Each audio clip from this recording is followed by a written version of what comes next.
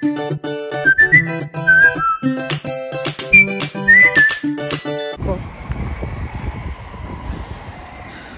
na tayo. Nakikita kami ni Butch sa train station. Galing naman siya ng school. So yan, time check. Oras na ba? 4:15 yata. Lakas ng hangin.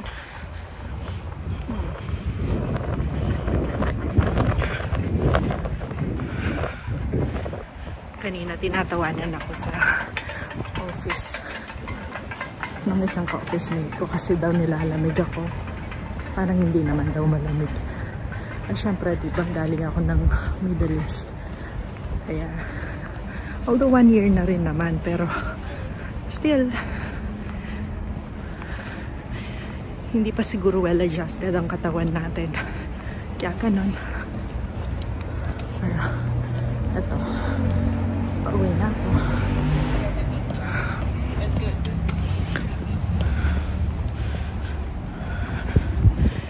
So, yung train station, 5 minutes walk lang siya sa office. So, okay lang naman.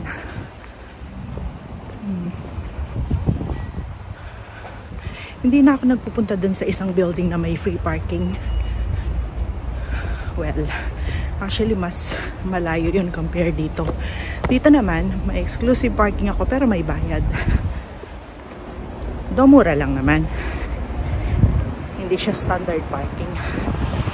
So, mura lang siya. Tapos same building lang siya.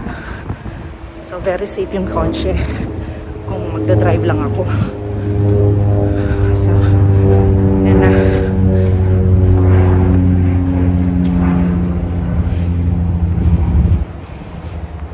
Dito na ako sa train station.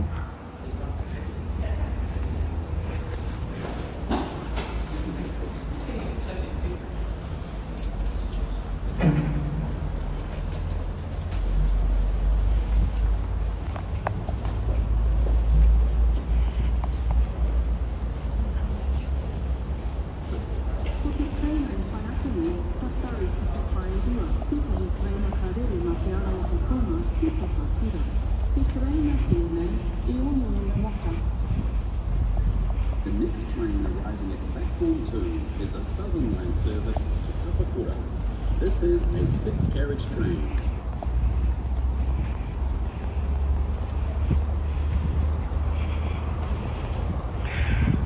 Mag-tap na tayo ng card.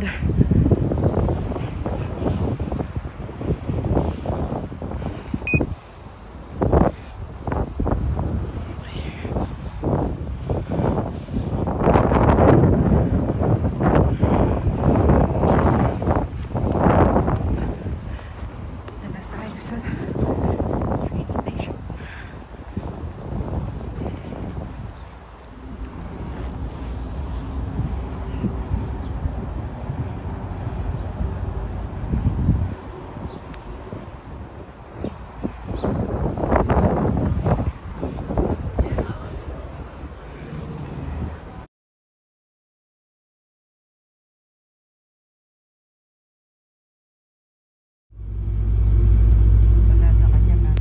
Hey guys, kumusta naman kayo? So, pakita ko lang sa inyo yung mga nabili ko sa Shein. Kasi nga, nag-try kaming maghanap sa mall and even sa thrift shops. And wala kaming nahanap na nagbebenta na ng Christmas decor sa this early stage. Kasi nga, you know, it's not Philippines na sobrang aga. So, usually daw by November pa sila nagbebenta ng Christmas decor. So, I decided na mag-order na lang sa Shein. So, ito yung mga binili namin. Poinsettia, silver color, and then snow chuva. Wala na kayo. Ano nga bang tawag dito sa snowflake? Bala na. Buisit. Ito pa. poinsettia na kulay red. And then, kumuha rin ako ng mga laces. Red and white. So, I don't know kung paano ko to mapapaganda. Eto guys, binili ko siya sa Costco. So, ang ganda ng quality niya, oh. Sana nga bumili na lang ako ng mga laces sa Costco eh. Mas maganda pa, mas maraming options. So, babalik kami doon by end of this weekend. Bibili ulit ako ng siguro red or white or silver. Bala na. So, in the meantime, organize na natin ang Christmas tree natin. Pakita ko sa inyo.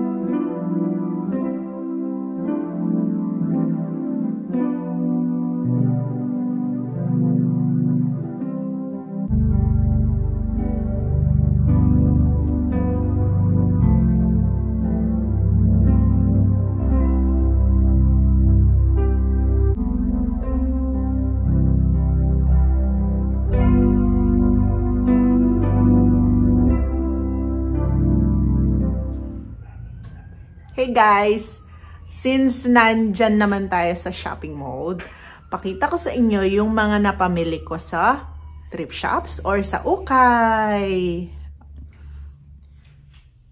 So start natin sa mga books muna. Yan. Kung nakikita nyo yung 50 Shades of Grey, kasi favorite ko yan. So, meron akong copy niyan online even until this time. Kaya lang nung nakita ko siya na tig $2 lang sila sa thrift shops. And in fact, madami ng ganyan. Kahit yata nakailang beses na akong bumalik sa mga ilang shops. Ang dami nilang may ganyan rin. Kasi siguro talagang famous siya, novel. So, yan yung mga, aside sa 50 Shades, yan yung mga ibang books na nakuha ko. So, yung iba dyan, tig $2. Yung iba, tig $3. Although, meron ding tig $1, guys. Kaya lang, yan yung mga natipuhan ko lang.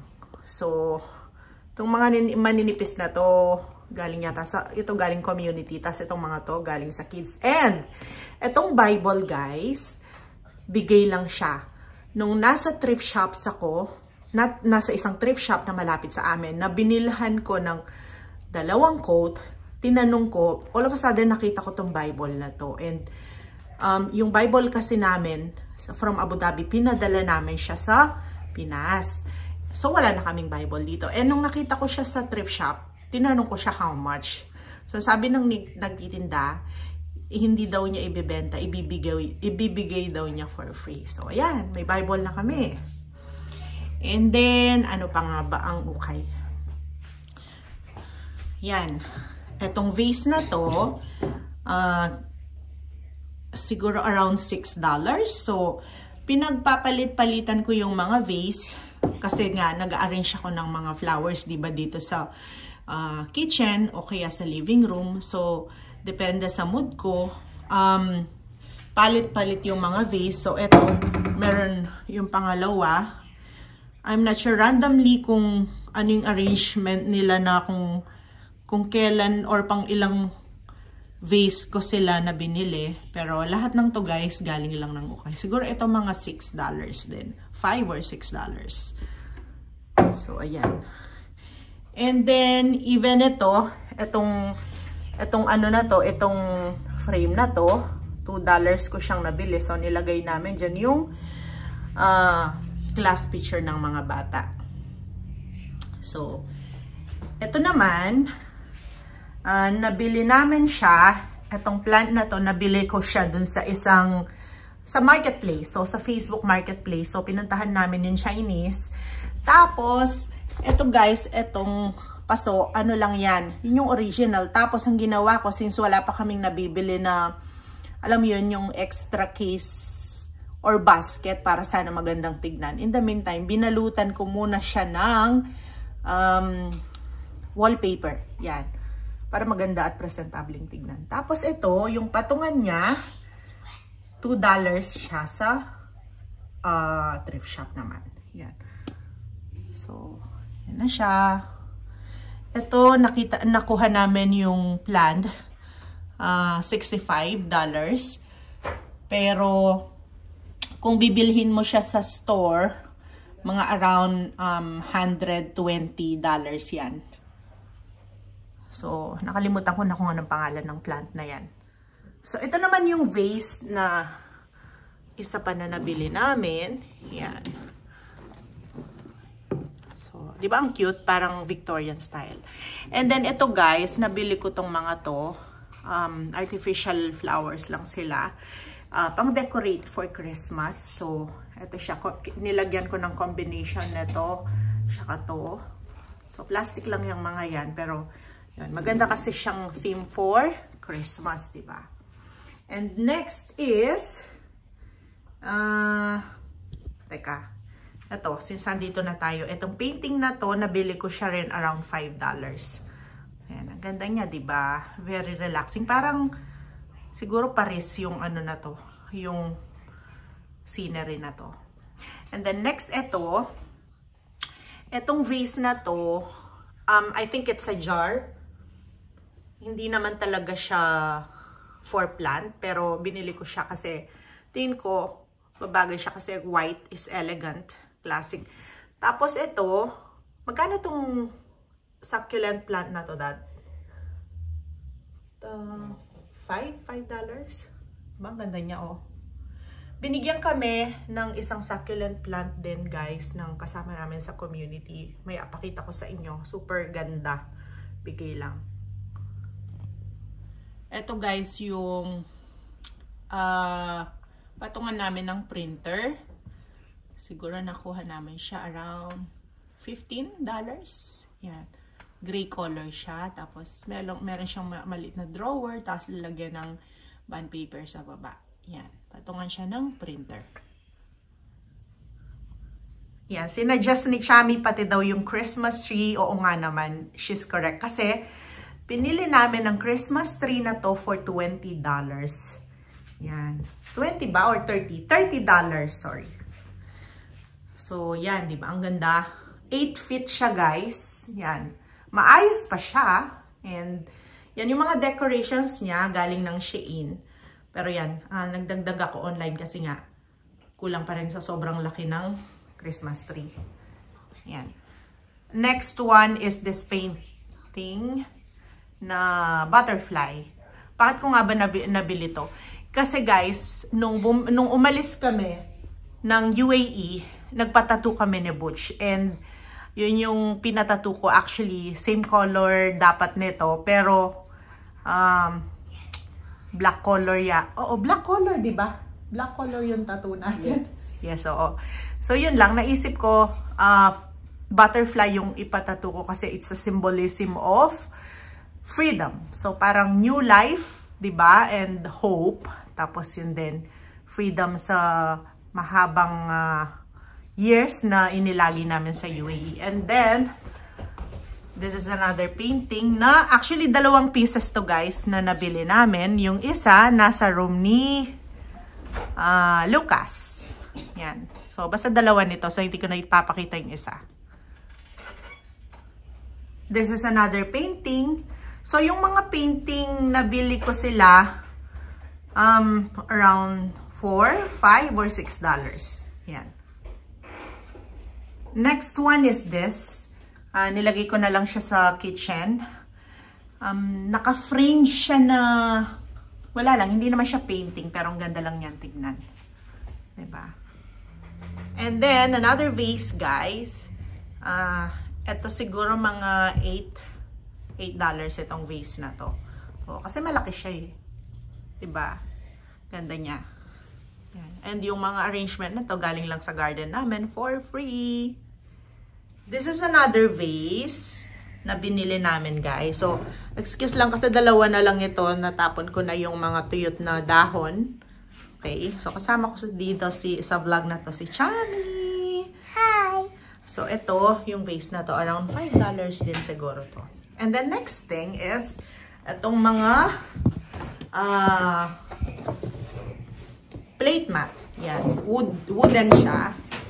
So, actually, mukha nga siyang painting eh. So, it's 4 pieces. Are they all the same, Chami? No, this one has gold and this one has purple. Oh, yeah. I didn't notice that. And one of the bottles are different from this. Oh, I didn't notice that. I thought it's all the same. Oh, that's a good observation, love. Very nice. Okay. So, and since andito na tayo sa kitchen, so ang papakita kong next is itong mga dining chairs natin. So, itong mga to, vintage style. Heavy duty siya. And ilang piraso sila? 2, 4, 6, 8 pieces na ganito.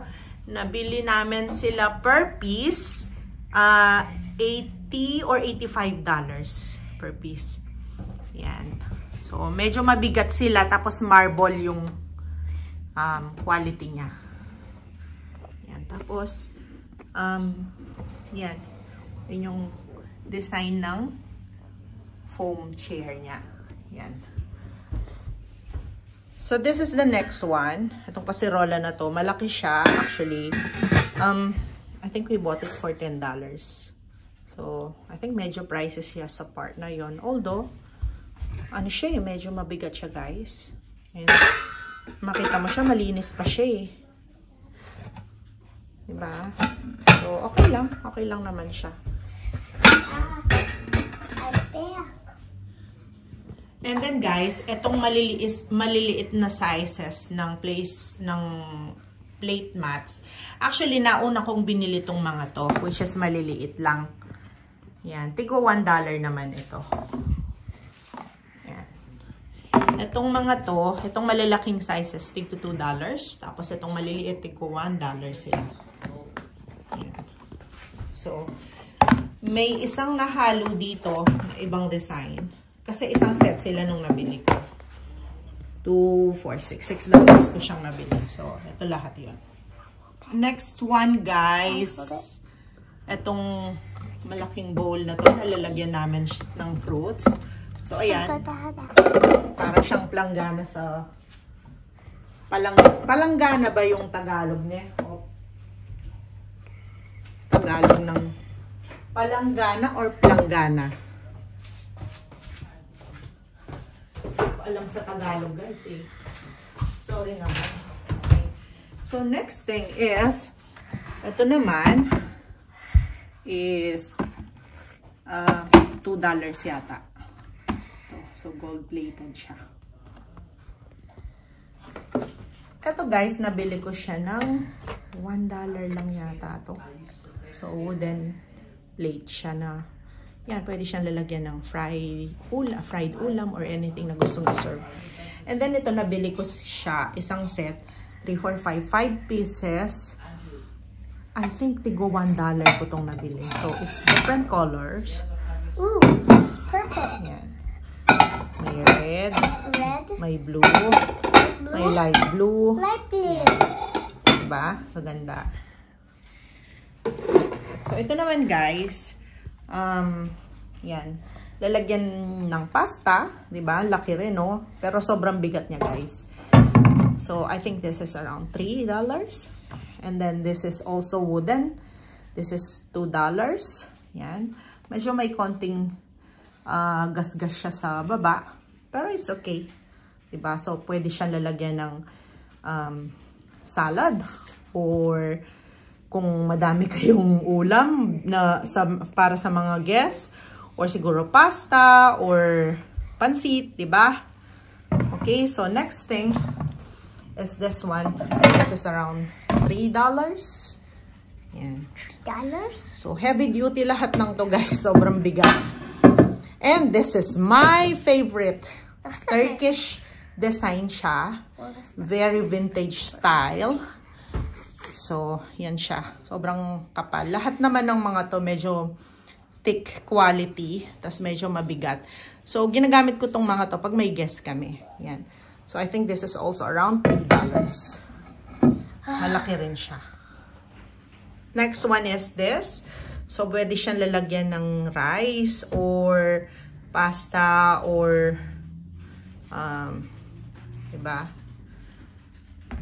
Pansit pag may bisita. Diba? Or salad. Diba? And then, these are also some sort of vintage. Oh, this one is $3. Then, this big $1 tong mga to. And then, this guys, okay, katerno sila nung nabili kong, wait, this is separate set. So, ito, at saka itong dalawa, meron silang katerno, wait lang.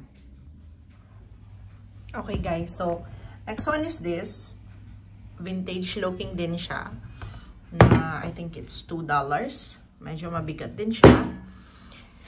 And then ito, nakuha ko tong wine set na to, I think, ilang pieces ba sila? I think it's 5 or 6 pieces of this na tigo $1. Or less. I'm not really sure. So, nagustuhan ko sila kasi pwede silang pambata. So, pag umiinom lang ng juice yung mga bata, kung, diba, kung trip lang namin nakamod. Pero usually, ginagamit namin ito ni Butch kapag weekend night, tapos gusto naming mag-wine-wine habang nanood ng movies, yan. Although guys, yung brand new ng mga wine glasses, mabibili lang dito ng mura. As in, siguro isang set, yung walang design ha. Kasi ito may design ito. Yung mga plain na wine glasses guys, mabibili nyo isang set, siguro around $6 to $10. Malalaki na yun. And then, dito na tayo sa isang set na to. So, 4 of this mga platito and then 2, 4, 5 of these plates. I think this one set, nakuha ko siya ng $6 lang. So, yan yung design niya. Very vintage. Diba? Parang lola-lola. So, ito, vintage din. Yan. Pag nag-cha-cha kami ni Butch, I don't remember to tig 50 cents sang lang sila. Tapos itong bowl na to, around $1. And then ito, tigo $1 din. Itong mga bowl na to. So, kapag kumakain ng cereal. And I think itong dalawang to, katerno, I think nito. I'm not really sure. So, parang yan ang magkakaterno. And then, eto guys, bale, isang set siya. I think dalawa tong tasa. I don't really remember. Parang nabasag na lang yung isa. Tapos, dalawang platito, isang malaki nito. $3 lang yan lahat or $2. Buong set na yan. And guys, etong chair na to, computer chair na to, nabili namin siya. I think $10. Yes, $10 lang siya guys. Sobrang maayos pa siya. And then itong drawer ni Lucas, nilagyan lang namin siya ng wallpaper sa taas para may konting character. Nabili namin siya ng $20 yata or... Pero dalawa na. Tigisa sila ni Shami. Yan. And then, this is the side table guys na sinasabi ko. $10 lang siya. So, maliit lang siya. Pero at least may patungan ako ng book. May patungan ako ng perfume. Kasi mahilig akong maglagay ng perfume at saka ng book sa tabi ko para pag bago matulog, diba? Pwede akong magbasa. And nasanay akong maglagay ng perfume pagkaligo or bago matulog. Yan. So, itong electric fan na to guys, nabili namin siya. Kano ba? $6 lang sa ukay. Itong electric fan na to. Although, the only thing that's not good is hindi siya umiikot. So, ganyan lang siya. Anyway, hindi naman namin kasi hinaharap sa mga bata yung electric fan eh. Pag gamit nila habang natutulog. And then, this table, na toy lang naman. Okay. I think it's around $3. Yan. And ito yung sinasabi ko sa inyo na cabinet na isa pa. Nilagyan lang namin ng character ni Salm. Nilagyan namin siya ng design. Yan. So, since nandito na tayo sa room, ito naman yung mga nabili naming coats na second hand. So, ito, I think na I got this for $10. So, yung brand niya is Glassons. Yan. Tinanggal ko na yung belt niya kasi hindi ko naman siya ginagamit. Okay. So, ito naman guys, tignan nyo from up close. Tignan nyo yung design niya. Tapos yan. Actually, yung lighting hindi nga ma-justify kung gaano kaganda yung coat. And do you know how much I got this? I got this for $5 lang guys. Tignan nyo. Actually, pag suot ko to, ang daming nagtatanong kung anong brand ng suot ko. Ang ganda daw. Fancy looking daw. Ang daming nagsasabi. Yan. And then the second coat that I got, which is also very cheap. So, ito guys, from up close, para lang makita nyo. May nagtanong kung Dolce & Gabbana daw ito. Kasi sobrang fancy looking niya guys. Even yung boss ko, tinanong niya kung saan ko daw binili to. Ang ganda daw. Yan. And nakuha ko to $5 lang. Yan. Wala nga lang siyang tatak pero, 'di ba? It does the job kasi very warm siya pag suot ko and pang shala-shala siya kasi mahaba. Pamporma talaga siya. Alright? So, next one is etong extension cords na I think 3 pieces na ganito kahaba. Nabili namin siya tig $2 if I'm not mistaken. $1 or $2 lang. Sa thrift shops lahat to guys. So ito yung mga adapter na nabanggit ko dun sa vlog ko guys. Dun sa last vlog ko. Ito nabili na lang namin ni Bush tig $1. And then yung mas maliit dito tig 50 cents lang. And all of them are working properly. Tagal na namin silang gamit. Mag 1 year na. So, yan. Kapag kasi bumili ka ng brand new, I think it's around $5.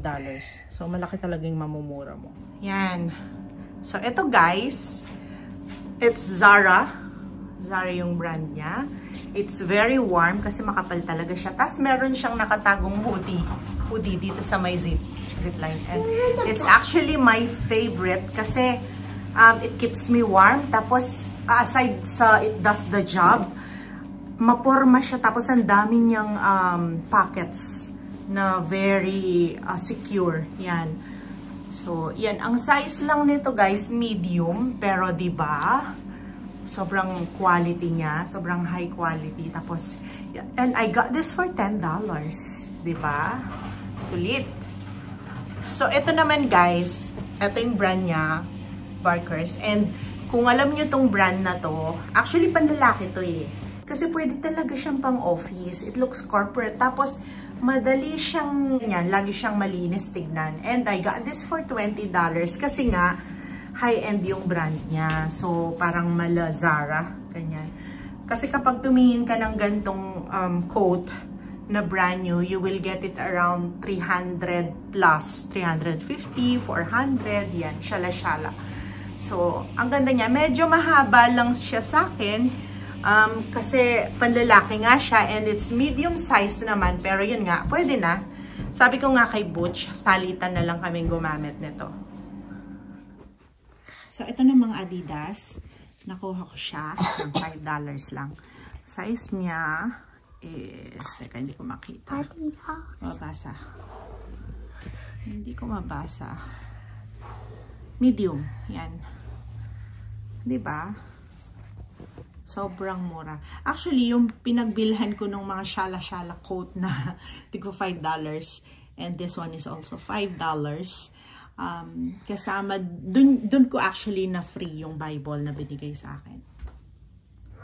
So, ito naman guys, anong brand nito? Chinese yata yun. Chinese yata ito. So, nagustuhan ko siya kasi sobrang ganda ng mga buttons niya. Diba? Shala-shala. Yan. Kaya lang, kumakapit, medyo kumakapit yung, diba? Yung fur. Pero, alam mo, ang ano ko lang dito, yung pagkakamali ko, kasi hindi ko siya napansin, guys. Tignan nyo, may discoloration siya sa likod. So, actually, yun yung isa sa cons kapag bumibili ka sa ukay. Kapag nagmamadali ka, hindi mo mapapansin yung ibang items, may flaws. So, yan, hindi ko alam kung paano ko siya susuotin. Actually, nasuot ko siya once kasi gustong-gusto ko lang talaga siya.